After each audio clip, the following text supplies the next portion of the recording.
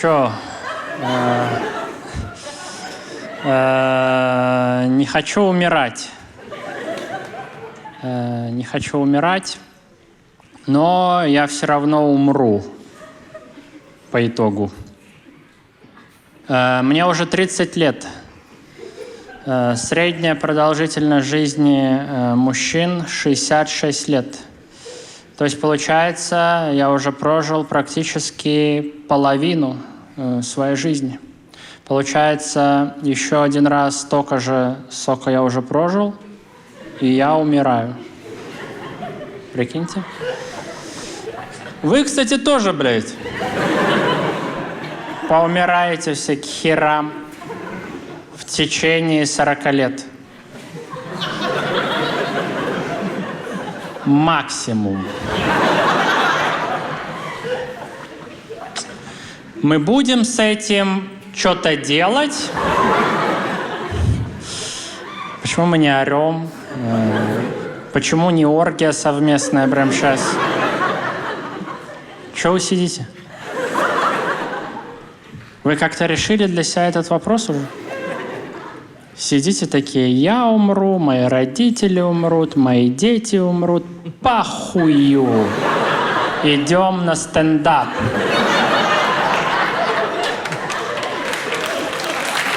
Да.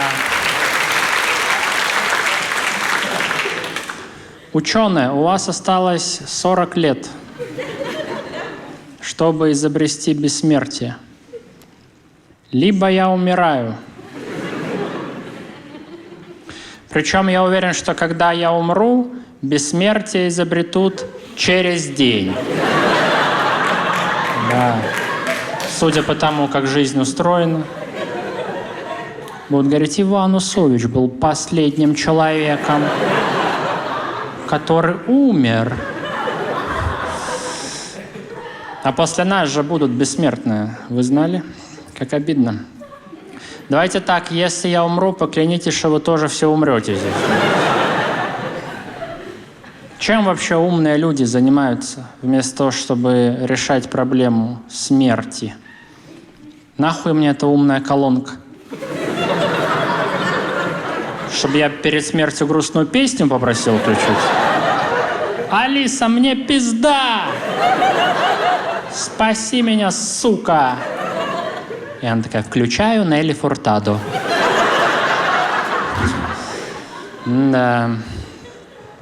Камера на айфоне с каждым годом все лучше и лучше.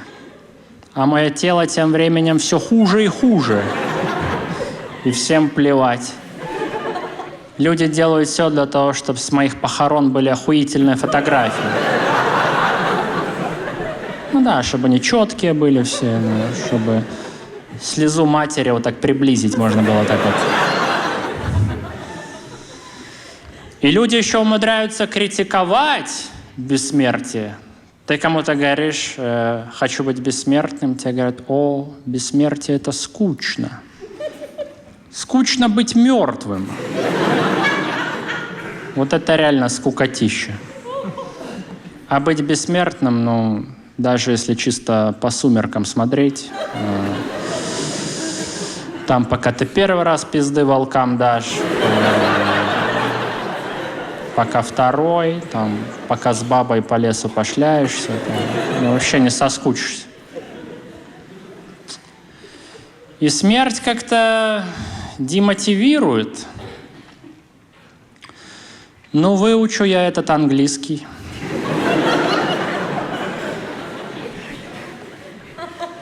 И умру.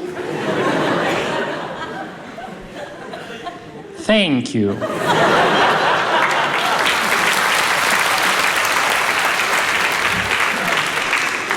Во-первых, зная себя, я учить его буду лет 30. А оставшееся время что мне делать? На английском просить, чтобы говно из-под меня убрали? Clean my ass, please. Maybe I will die tomorrow. Да. Я ж просто только недавно себе квартиру купил. И сколько мне в ней после ремонта жить? 2 недели?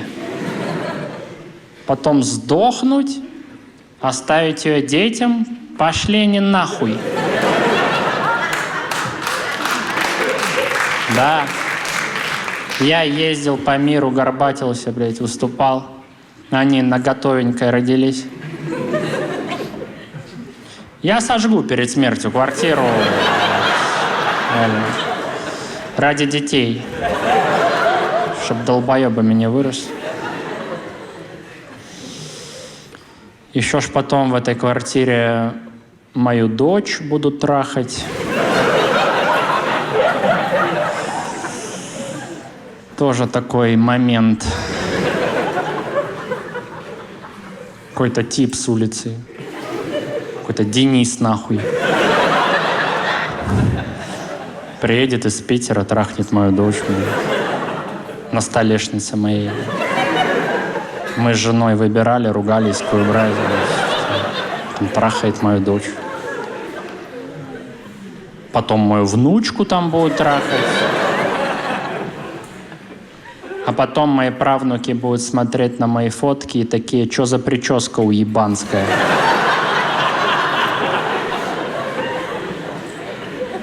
Класс. Поэтому да, у меня к вам просьба, когда я умру, все-таки как-то попытайтесь меня воскресить.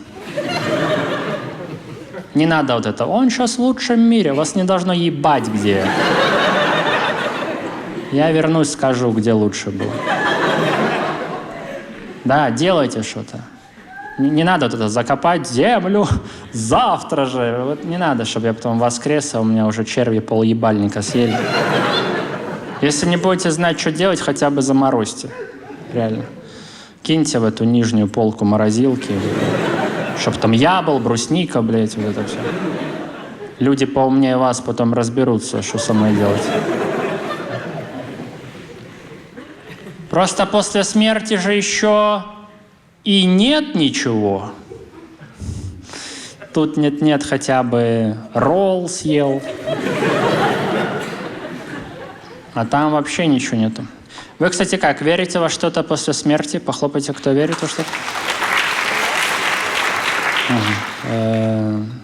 Ну, удачи.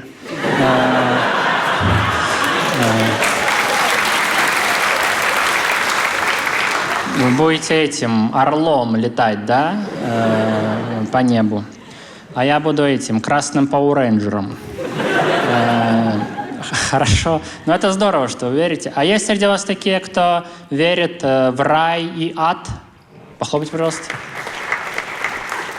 Уже что-то не самая популярная теория у вас.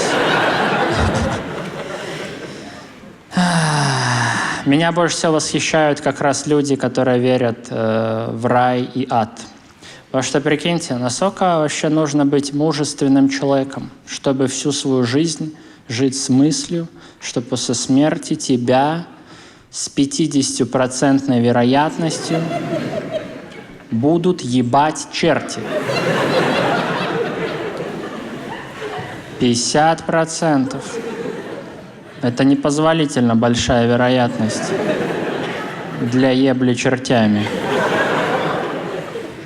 Не, я понимаю, вы такие, Ваня, я верю в рай и ад, но что ты взял, что если я попаду в ад, что меня там черти будут ебать? Смотрите, в аду черти стопудово будут. Стопудово. А за вечность нет-нет, да выебут. Чистая математика. Да вы верите в рай и ад. Почему? Потому что вы думаете, что вы в рай попадете. Хотя на самом деле вы попадете в ад. Да, все вы попадете в ад. Весь этот зал будет гореть в аду, блядь, с синим пламенем. Это я вам обещаю. Да. Потому что вы видели требования в рай? Я читал недавно этих 7 смертных грехов, 10 заповедей. Больше напомнило описание меня как личности. Да, мы все умрем, жизнь одна, а люди вообще ее не ценят, как вы могли заметить.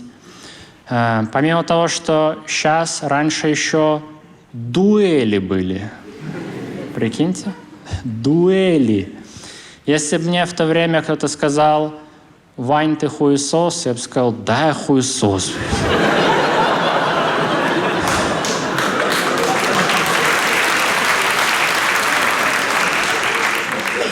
И жена моя шлюха, и мать моя шлюха, и дочь моя шлюха. Ну, такой шлюшерод такой образовался.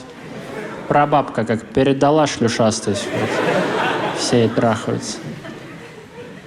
И до нашей смерти в кроватке стареньким надо ж еще дожить. Потому что умереть можно просто в любую секунду. Прямо сейчас может зайти тип с пулеметом, нас всех перестрелять, и мы такие: «А-а-а! Как же мой будущий аудиоподкаст?» У кого-то тромб может оторваться из нас, кровоизлияние в мозг пойти. У меня единственная просьба: не умрите во время этого концерта. Потому что, скорее всего, это конец концерта.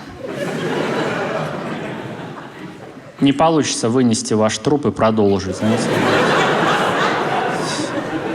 Что я скажу? Он умер, ну вот как раз в тему. Да, умереть что-то вообще слишком легко. Я вот сейчас начал еще на самолетах дополнительно бояться летать. Я за жизнь, наверное, уже раз 600 слетал. А вот сейчас вот начал бояться, потому что понял, что не может так долго вести.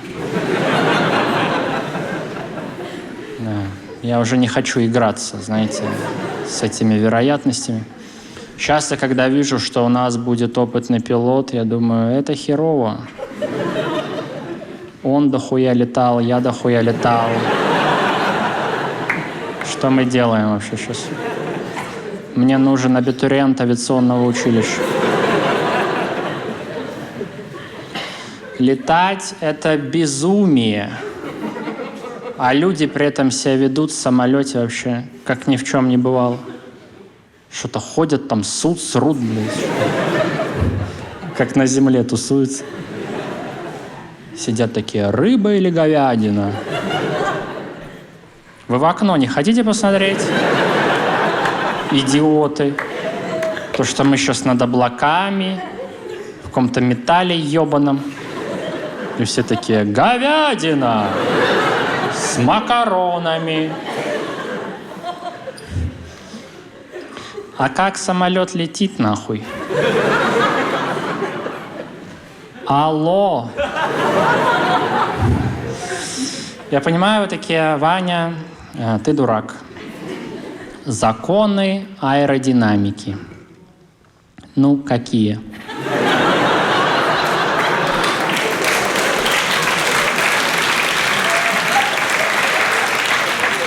Хотите сказать, что есть такие законы, что если разогнаться, и у тебя крылья, и ты такой жу-жу-жу, то все, 9 часов до Таиланда, как сорока, блядь, летишь. Вы вообще в своем уме? Вот эти парни, которые изобрели самолет, как они уломали первого пассажира? Что они сказали? Да поехали, поехали. Он такой: а предыдущие модели? Они такие: все разъебались абсолютно. Сейчас вот эту попробуем. Меня раньше бесили дети, которые орут в самолете. Сейчас я понимаю, что это единственные адекватные люди вообще на всем самолете. Сейчас я думаю, о чем мы не орем со взлета до посадки? И пилот такой: мы будем пролетать Саратов. Да похер, что мы там будем пролетать. Смотри вперед.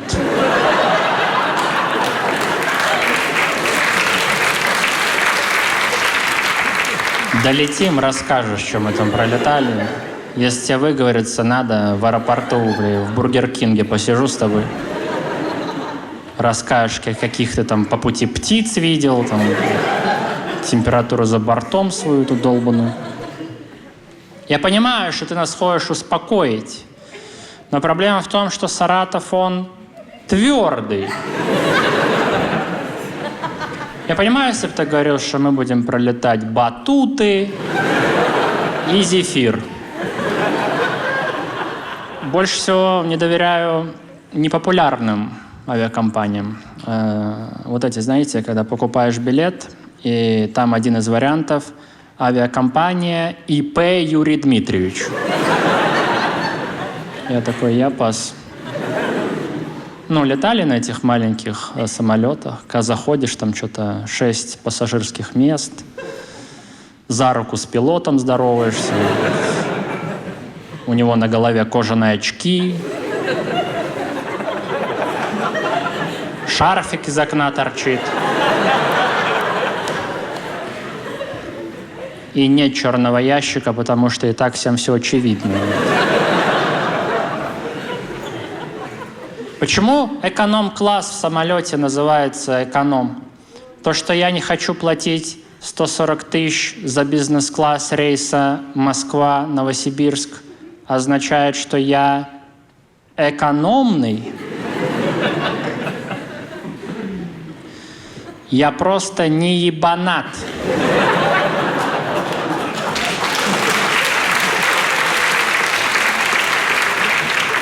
Это должен быть эконом-класс и ебанат-класс или вот так. Если ты за 130 тысяч хочешь на 3 секунды раньше из самолета выйти, чтобы уже как можно скорее ворваться в Новосибирск, конечно, доплати. Я бы платил за бизнес-класс, если бы в случае чего он как шаттл от бедняков отделялся. Ну и чтобы мы дальше по нашим бизнес-делам, собственно, как бы продолжили жить. В технику безопасности в самолете я вообще не верю. Каждый раз подходит стюардесса и говорит: снимите наушники на время взлета. Я всегда думаю, так если начнется авиакатастрофа, не пойму ли я визуально? Если я буду сидеть, слушать музыку, поворачиваю голову, там все бабы от страха нос оторвала уже вот так. Я такой, это говядина закончилась, что ли? Только курица с булгуром, что ли, осталась? И говорят еще, шторку иллюминатора поднимите. Ну да, если что, посмотрите, какая нам пизда. Снимите наушники, послушайте. Ну, в 5D умирайте. Так, чтобы смерть в IMAX у вас была. И кислородную маску еще наденьте, чтобы подольше в этом остаться. В этом и проблема смерти в самолете. В том, что это растянутая смерть. Это не мгновенная смерть. Я не хочу долго умирать. Я вот всегда лечу и думаю, я вообще каким человеком буду, когда самолет начнет падать? Что я еще скажу?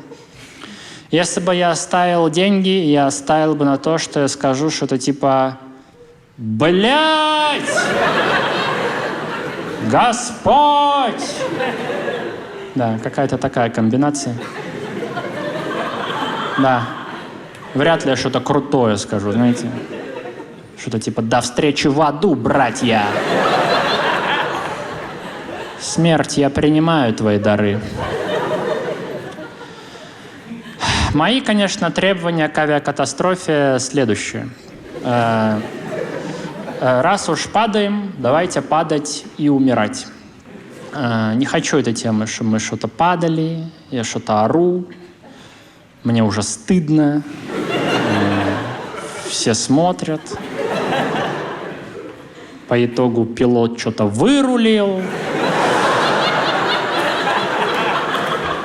посадил самолет на воду, мы начали плыть, какие-то акулы на меня напали, начали меня жрать. Я опять такой, блядь, мамочка! Все смотрят такие, ну это пиздец. Не умеет умирать человек. По итогу акулы наелись, отплыли, я опять выжил. Что-то в жилете без рук, без ног барахтаюсь. Какой-то кит меня хвостом пизданул. Я оглох. И все такие, это позор. Потом по этой ситуации фильм снимут. Меня там Мэтью МакКонахи сыграет. Ему Оскар дадут. Скажут, ну так, прочувствовать такого лоха. Это гением нужно быть.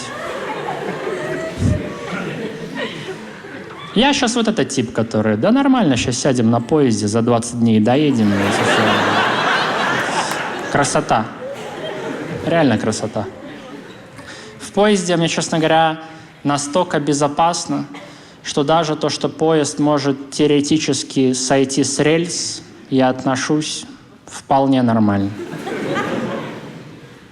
Я думаю, да, я за эту хуйню схвачусь.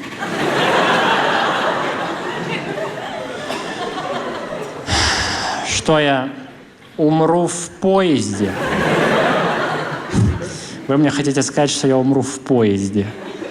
В комнате из матрасов и подушек? Ну да, мертвый лежу. И упадем не с 9000 метров, а на траву вот так вот. С метра одного. В поезде я умру, только если на меня самолет пизданется вот так вот. Да. Такое я верю. И поезда мне нравятся еще хотя бы тем, что я там о смерти не думаю. Да, потому что в поезде я о стране думаю. А точнее думаю, эх, какую страну проебали. Причем независимо...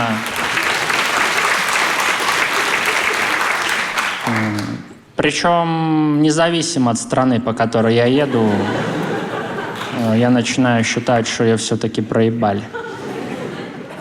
Типа, эх, Швейцария, такую страну проебали. Вы скажете, Вань, самолеты – самый безопасный вид транспорта. Ты бойся лучше машин.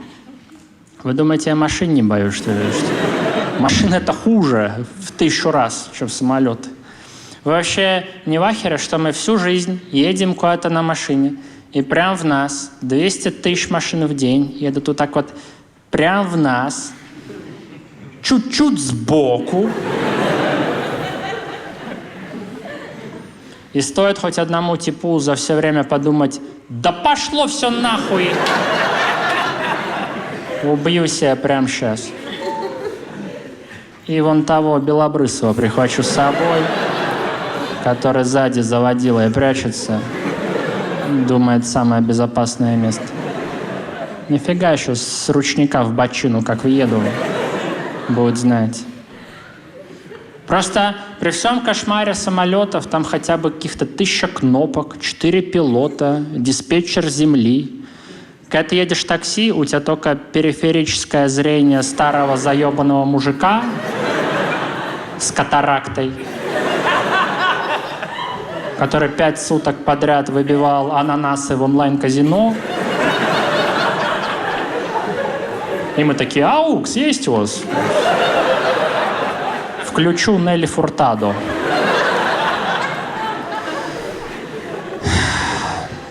Мотоциклисты же еще есть. Это, конечно, для меня самый специфический тип людей вообще в мире. Ты что-то идешь по городу, все хорошо, тихо, спокойно, и тут что-то... Думаешь, ну капец ты крутой, бежим сосать. Пиздец. Такой громкий мотор, только уважение вызывает. Да. Мотоциклисты сейчас по уровню ненависти где-то рядом с Гитлером находятся у всех. Ну, вообще, это круто придумано для мотоциклистов, что у них есть шлем, чтобы голова полностью целая отлетала от тела. Да. Чтобы если все такие, а где голова? Да, вон там, он валяется. Целехонькая. В специальном чехле для головы.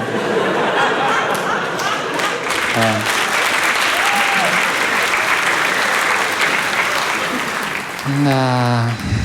Короче, все мы умрем скоро. И при этом я бы не сказал, что жизнь как бы вау. Что-то не живу я такой с мыслью, господи, как же охуительно. Я вот женился еще недавно, кстати.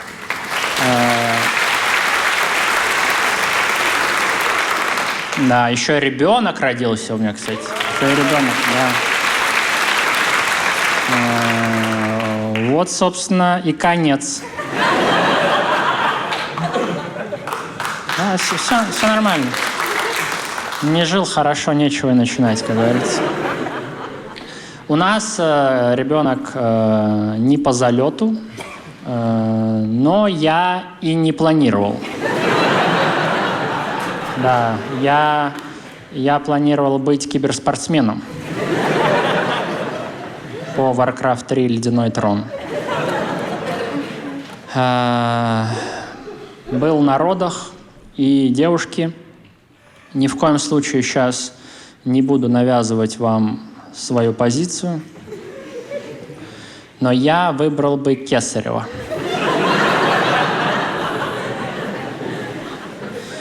Ни в коем случае не давлю на вас. Думайте сами, принимайте решения сами. Чисто вот если бы я рожала, я бы такая либо Кесарева, либо из дробовика мне в рот вот так вот стреляйте вот так вот 8 раз. Хорошо. Те из вас, девушки, кто не рожал, сами посудите. Что бы вы выбрали? Небольшой шрам на животе, который ты потом при желании можешь хоть почти полностью убрать пластической операцией, либо когда твою пизду такие «Та! Та! Дайте скальпель! Ча! Ча!» И потом врач такая «Не, все-таки Кесарева будем делать».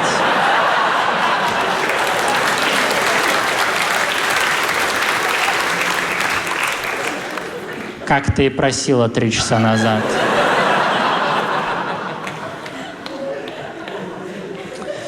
Либо вы все-таки предпочли бы Кесарева. Это когда ты под местной анестезией лежишь за шторкой, чилишь, и врач такой: вот ваш ребенок. Либо когда ты сутки орешь, врач говорит, она теряет слишком много крови, ребенок выходит не головой вперед, а спиной во весь рост.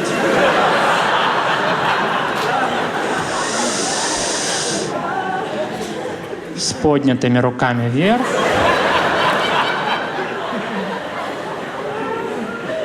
И он нацист.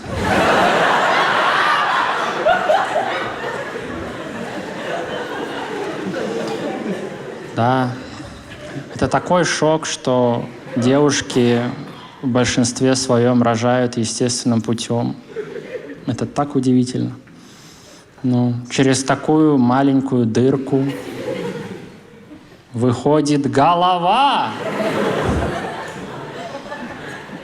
И ты смотришь на это все и думаешь: блин, так тебе прелюдии вообще не нужны были, получается? Откуда это взялось вообще? Блин, Ваня, мне больно. Поцелуй меня в шею 35 минут, блядь.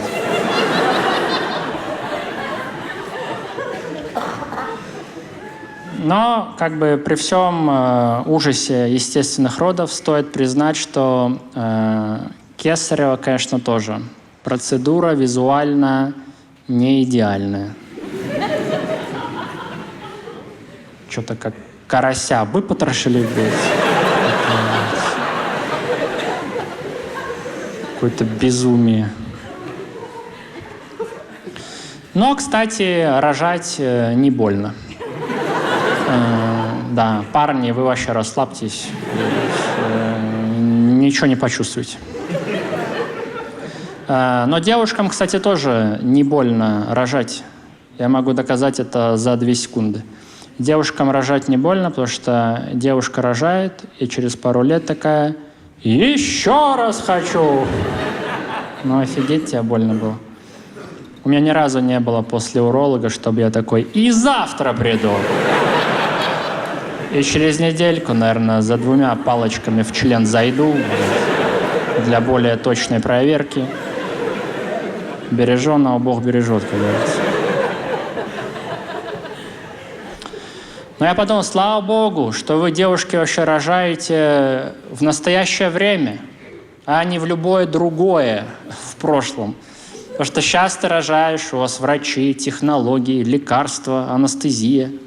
Раньше ты рожаешь, у тебя роды принимает какая-то слепая бабка, что-то шепчет про избранного. Рядом ассистент, собака с факелом. В окне дракон пролетает. Тебе от любой проблемы только мокрую тряпку на лоб кладут.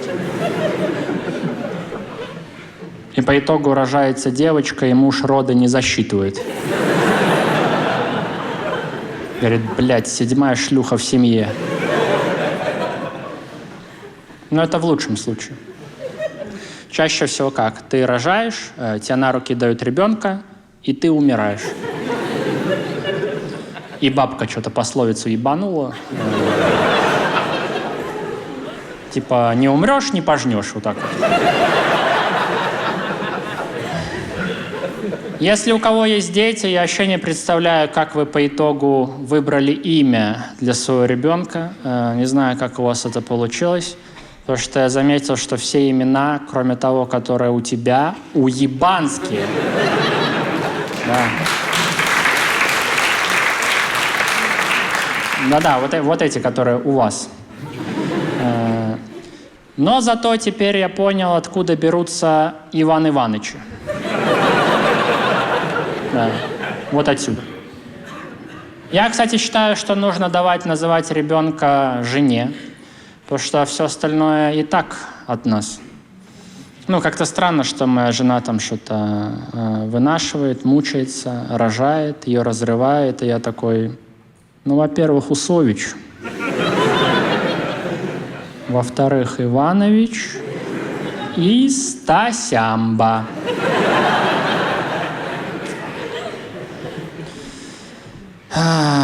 Сексом с беременными точно вообще можно заниматься? Ну, конечно, не знаю. Каждый раз, когда мы занимались сексом, я думал: а что мы делаем вообще сейчас? Чем мы вообще занимаемся? Я всегда думал: ты уже беременна. Все. Давайте следующую. Ну, реально, подносите, я буду заниматься, как бы, эту положите пока вот здесь рядом. Ну, реально, слушайте, тычем же членом в ребенка. Я понимаю, вы такие: Ваня, ты дурак. Там член до ребенка не достает. Молодцы. Но это член. И это ребенок. Член и ребенок. Вы вообще слышите, что я вам говорю? Я говорю: член и ребенок. Если ты в жизни будешь в сантиметре с членом от ребенка, тебе пизда. Тебя на горе в кандалы закуют, блядь, на 900 лет. А вы сидите такие: член и ребенок, Ваня. Все вообще круто, все ништяк. Ваня, так это же твой ребенок. Вас послушать вообще, тыкать не перетыкать. Знаете эту тему, когда ты идешь по городу, и тебе кажется, что сзади, сбоку кто-то идет? Это вот флешбеки с тех пор, как...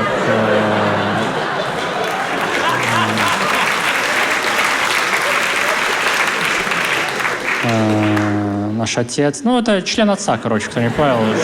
Шуруется за нами по Москве. Да, и нам еще врач советовал на последнем месяце чаще заниматься сексом, чтобы провоцировать роды.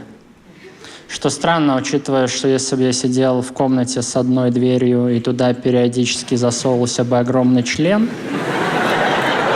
я бы хуй бы оттуда вышел вообще. Я бы такой, ну я месяцев 40 еще потусуюсь, наверное, пока там все не уляжется.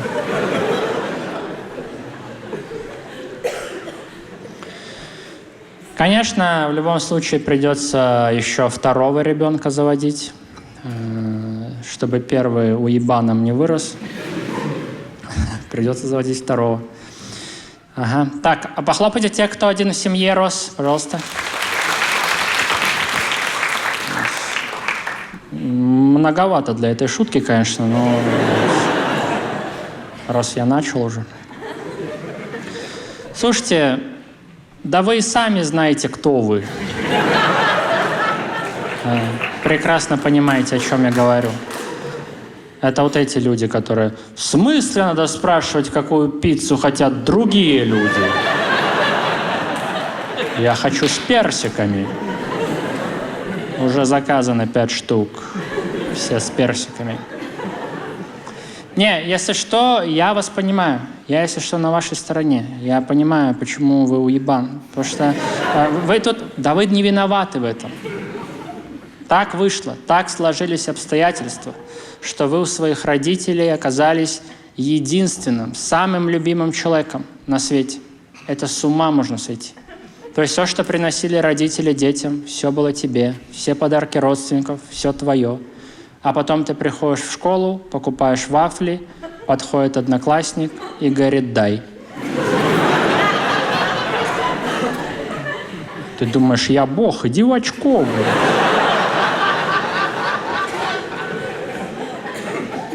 А когда вас несколько в семье, вам там родители что-то пачку чипсов как собакам кидают, пиздитесь за каждую чипсину, вообще кардинально другой тип личности вырастает. Это больше бойцы, чем дети. Сидишь что-то отпизженный. Думаешь, может, в школе хоть вафлю кто-то даст? Да, нужно заводить больше одного ребенка, потому что дети, ну, хошь не хошь, учатся с детства всяким социальным навыкам, да, условно, там, не знаю, дипломатии, допустим. К примеру, у вас тоже был, допустим, старший брат, как у меня.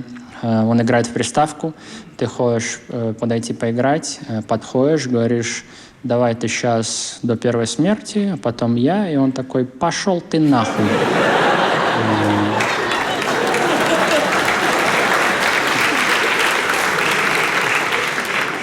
Ну и ты сразу что-то понимаешь.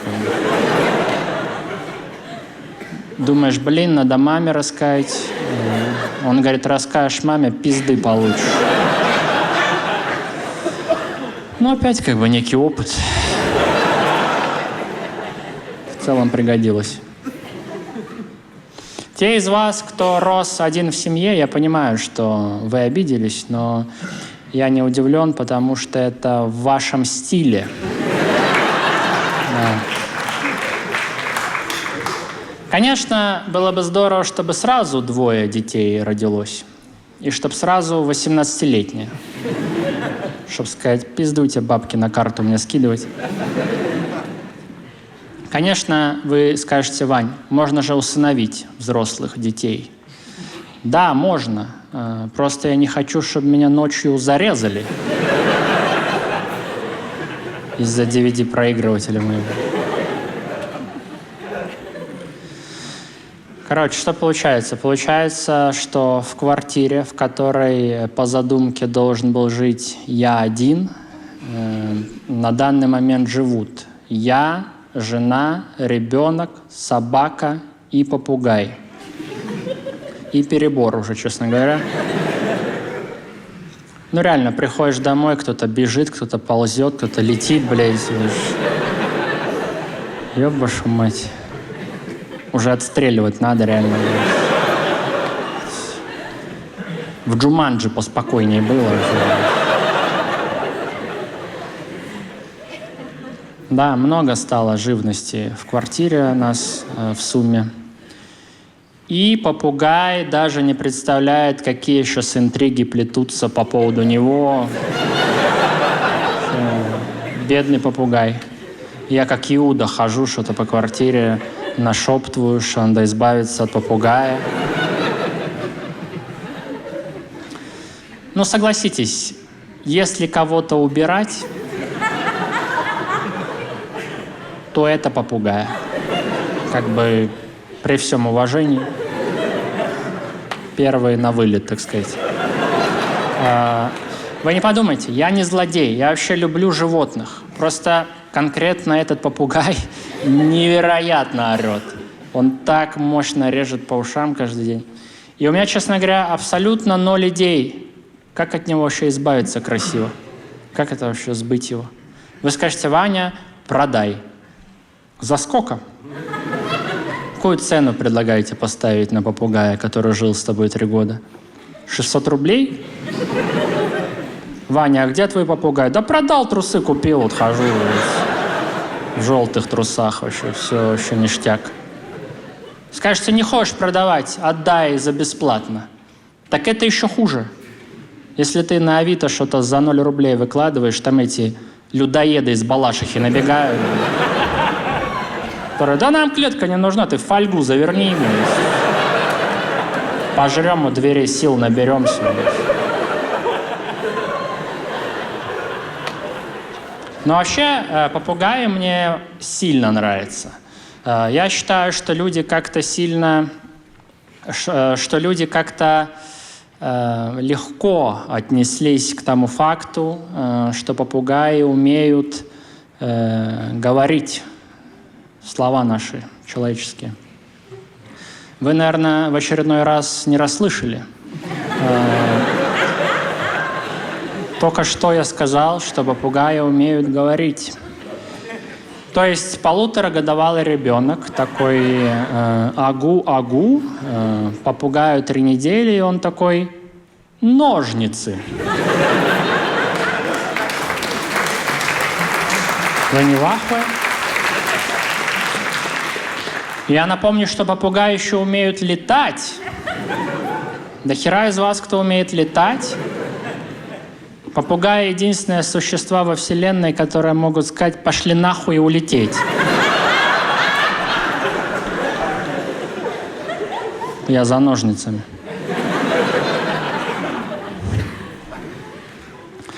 Но собаки, тем не менее, мне больше нравятся. Единственное, только не понял, почему, когда ты покупаешь щенка, заводчики дают тебе паспорт собаки, в котором они уже сами придумали имя твоей собаки. Нам дали паспорт, и там было написано Юки. И мы такие: нихуя, ты Дуня.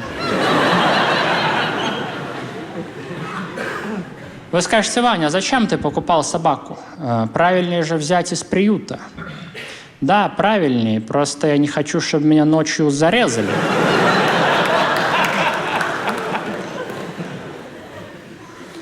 Да, в общем, да, женат я, и парни молодые, если вам какой-то совет надо с высоты лет, то, не женитесь ни в коем случае, как бы начнем с базы. Если вы встречаетесь со своей девушкой, вы сюда пришли, могу, собственно, рассказать, что будет происходить у вас. Пройдет время, если вы сами не сделаете ей предложение, она начнет закидывать фразы, что-то типа «давай поженимся». Вот что вам надо будет сделать. Вам нужно будет вот так встать и сказать «нет». И вы решаете все свои будущие проблемы. Один раз вот тут сказав «нет». И вот так вот легонечко толкнуть еще нам так вот. Да. Ну, такой небольшой легкий толчок, ну, как бы, чтобы зафиксировалась позиция. Хорошо, раз вы такие умные все, давайте тогда вместе подумаем, зачем женщинам выходить замуж. Давайте поразмышляем. Может быть, так честнее перед Господом? Не думаю. Может быть, так сильнее укрепляются ваши чувства? Не думаю. Может, если начнется какая-то хуйня, то она заберет у тебя половину всего того, что у тебя есть?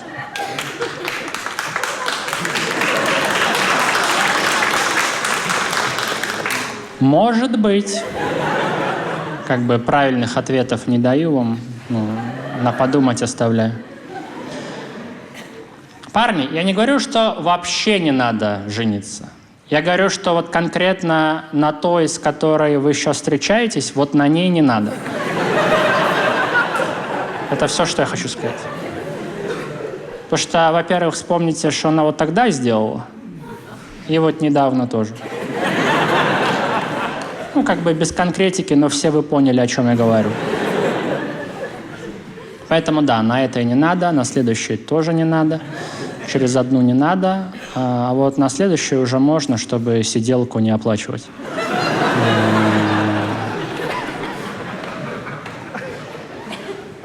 Не знаю, как у вас, у меня, конечно, проблем подприбавилось с этой женитьбой. У меня столько раньше проблем не было. К примеру, я вот заметил, что у моей жены всегда есть ко мне какой-то разговор. Каждый ебаный день, если не ошибаюсь. И я заметил, что в 100% случаев тема разговора — это то, что я уебан. Да. Всегда вообще четко угадываю тему. Ни разу не было, чтобы она такая, надо поговорить. Я такой, на какую тему? Она такая, на тему роли Черчилля во Вторую мировую. Роль, наверное, была побольше, чем твоя, уебан.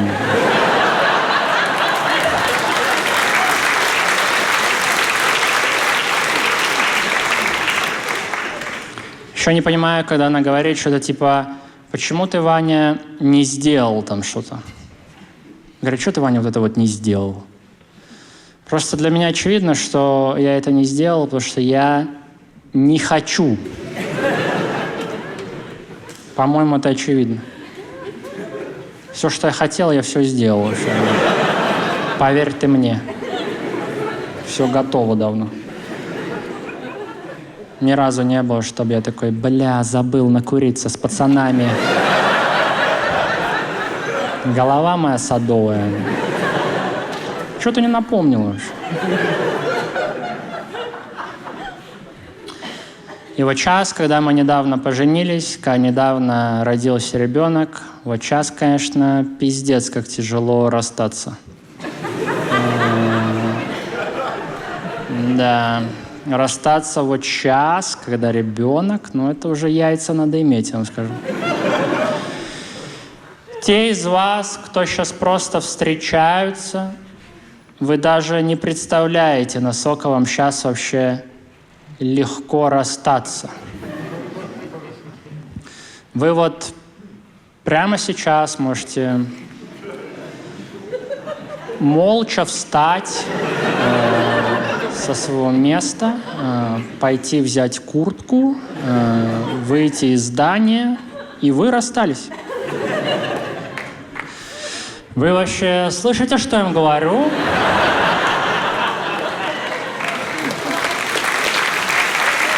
Алло! Я сказал, вы можете сделать это прямо сейчас. И все проблемы позади. Если не хотите сейчас, тогда можете на днях предложить пойти на рынок и там пропасть в толпе. И вы расстались. Если вы недавно встречаетесь, тогда можете пойти в парк аттракционов, купить билеты на самый страшный аттракцион и там обосраться. Ну и, в принципе, вы расстались. Потому что если ты в браке с ребенком обосрался, то сейчас заминается на раз, я им скажу. Да. Все такие, да, обосрался, я обосрался. Трагедию давай не будем делать из этого. Да. Сейчас уже тяжело расставаться. Сейчас у нас, когда в ссоре кто-то на эмоциях говорит что-то типа «Все, разводимся», я думаю, да нихуя мы не разведемся. Ты вообще хотя бы знаешь, как разводиться? Это ментам надо звонить. Алло, менты! Не судьба!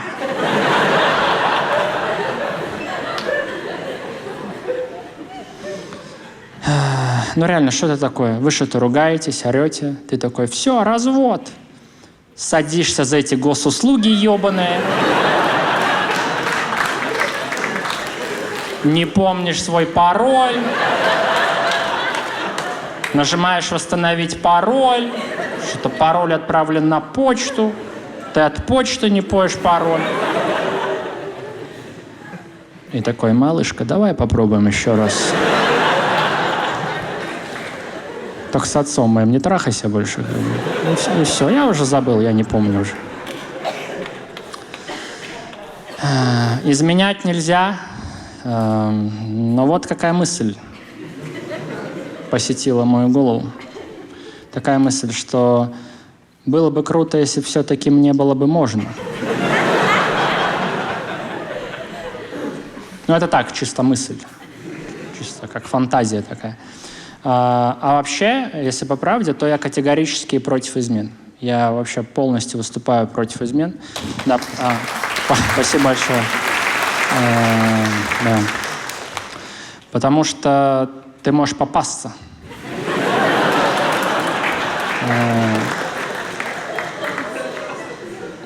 Это во-первых. А во-вторых, даже если ты не попадешься, ты все это время будешь на большом стрессе находиться, на паранойе. Поэтому я против измен. Но, тем не менее, я все-таки нашел парочку лазеек. Как все-таки можно изменять вашему партнеру, так, чтобы он не узнал никогда. Ну, может, тут надо кому-то, мне не надо, допустим. Первый вариант. Первый вариант – это ты заводишь любовницу, вы едете в гостиницу, занимаетесь сексом, и ты сразу же ее убиваешь.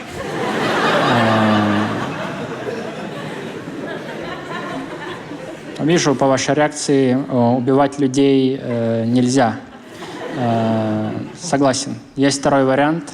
Нужно изменить с девушкой, которая глухонемая и у которой нет рук. Потому что на моей жене станцует, блядь, что я изменяю? Если не нравится, тогда есть еще третий вариант. Нужно изменить с девушкой, которая очень похожа на твою жену. А когда тебя поймают, сказать, я думал, это ты! Что за фокусы происходят? Ну и четвертый, оптимальный, это нужно изменить с сумасшедшей. Потому что она будет ходить возле метро с тележкой, что-то «Я ебалась с Усовичем». Я такой, не слушай, дорогая, пойдем. Ты реально думаешь, я с ней спал? За кого ты меня принимаешь? А сам ночью возвращаешься к ней, достаешь ее из мусорки и такой, ты меня сегодня сильно напугала. Пойдем в Интерконтиненталь. Но вынужден констатировать я, время измен уходит. Сейчас соцсети, камеры, геолокации, скриншоты экрана. Раньше ты мог поехать в другой город, с кем-то потрахаться, вернуться, дырку от почтового ящика деревяшкой заколотить. Все, она только там на поле чудес в стихах может это рассказать. И то, если еще пройдет там финальную тройку игроков. Сейчас, чтобы изменить, мне кажется, тебе нужна целая команда вообще. Человек 11. Хакер у тебя должен быть, азиат-акробат, Джордж Клуни, чувак, который город обесточит. Реально, сейчас, мне кажется, ты засовываешь член в другую девушку, твоей жене приходит уведомление. Член вашего мужа обнаружен в Химках. Подтвердите, это вы?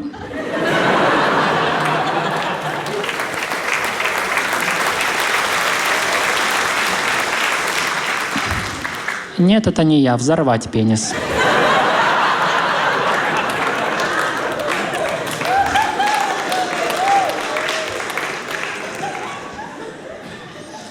Вы спросите: Ваня, а что вы вообще вместе-то с женой? Почему вы поженились? Дело в том, что просто нас с женой объединяет одна очень важная черта. Дело в том, что мы с моей женой очень сильно разбираемся в чужих отношениях. Да, к нам приходят знакомые парочки, мы играем в настольные игры, они уходят, и мы такие, ну это очевидно, абьюзивные отношения, как орешки щелкаем.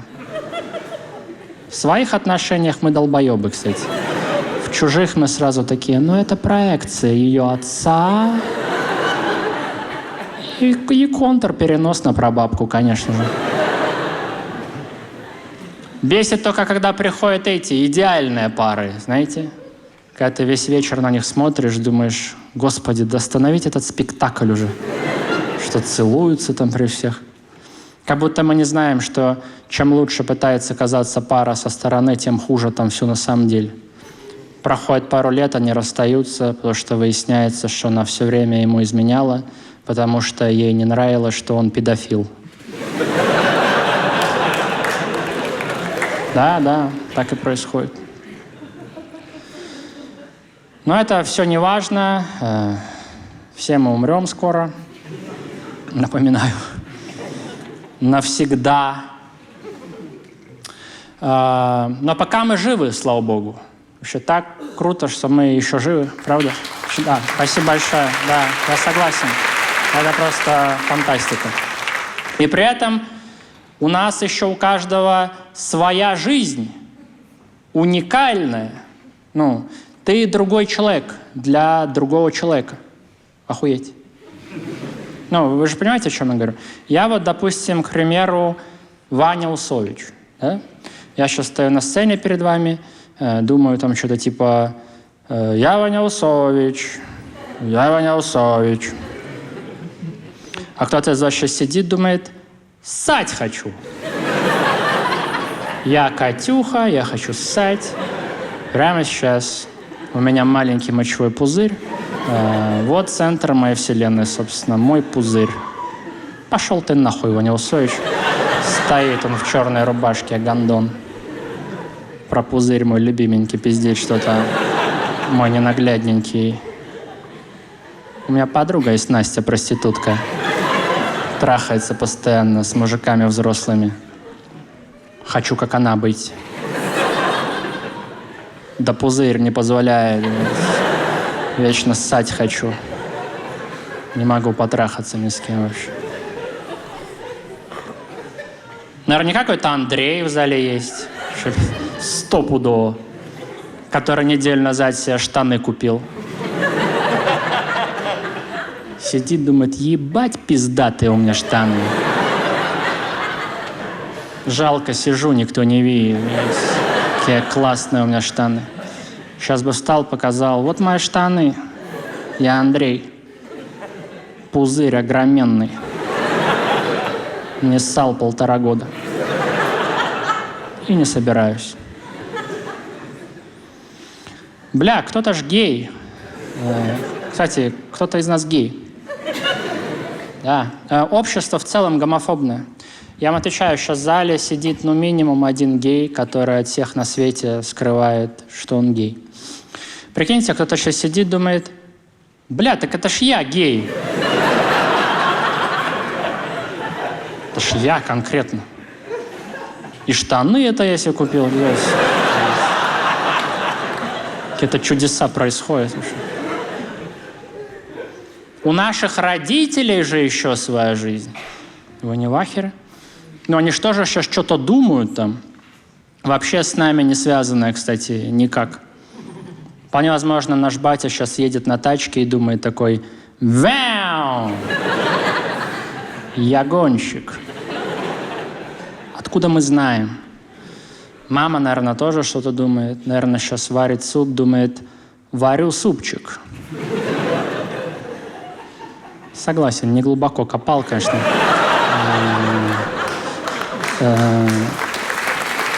Да. Заходит батя на кухню такой: «Вау! Что будет кушать гонщик сегодня? Заправлю баки супом да поеду». И мать такая: «Ебать, за долбоеба вышла, конечно. 30 лет молчу, никому не говорю. Я лесбиянка еще жесткая, страдаю всю жизнь». Да, вполне может быть, что наша мама лесбиянка на самом деле. You never know, как говорила моя бабушка. You never know, you never know. Но больше всего, конечно, я в ахере, насколько вообще у мужчин и женщин вообще своя жизнь, свои мысли. Я ездил 5 лет назад выступать в Беларусь, в город Брест на корпоратив, и там вместе со мной выступала какая-то певица белорусская. И после выступления к нам подходит организатор и говорит, что не повезет нас обратно в Минск на машине, а говорит, что купил для меня и вот этой белорусской певицы билеты на ночной поезд до Минска. И говорит, что выкупил для нас двоих целое купе. И я такой: ну все, будем ебаться. Да. А мы даже не разговаривали с ней ни разу. Но я такой: ну будем ебаться, как бы, что. Раз Господь так все решил. Парни сейчас наверняка понимают, о чем я говорю. Девушкам сейчас я быстро объясню, почему вы обязаны ебаться в такой ситуации, если вы вдруг оказались. Ну, это просто некрасиво, что ли, я не знаю. Ну, так не делается в адекватном обществе. Смотрите, вы едете в выкупленном купе. 4 места только что выкупили для тебя и парня, который тебя ебать будут, соответственно. Но, казалось бы, все должно быть уже понятно. Что у нас было дополнительно? У нас было это еще ночью. Это был выходной. Мы были пьяные. Мы были после работы. Она певица. Ну, есть что-то шлюш, я считаю, в этом. И при всем при этом сексом мы так и не занялись. И я считаю, что даже если бы я ее тогда изнасиловал, судья в суде сказал бы: так купе ж была выкуплена. На 7 лет ее в дурку, блядь, бить электрошоком 24/7. А парнишке денежную компенсацию.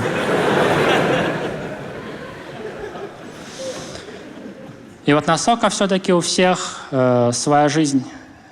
Я 4 часа ехал в купе, думал что-то типа: ща будем ебаться, ща будем ебаться.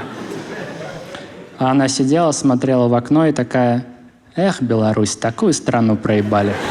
Больше стафа, меньше табака, снизу асфальт, сверху облака. Когда-нибудь ты тоже увидишь тупака, но это будет чуть позже. А пока больше стафа, меньше табака, снизу асфальт, сверху облака. Скоро будет наоборот, ну а пока больше стафа, меньше табака.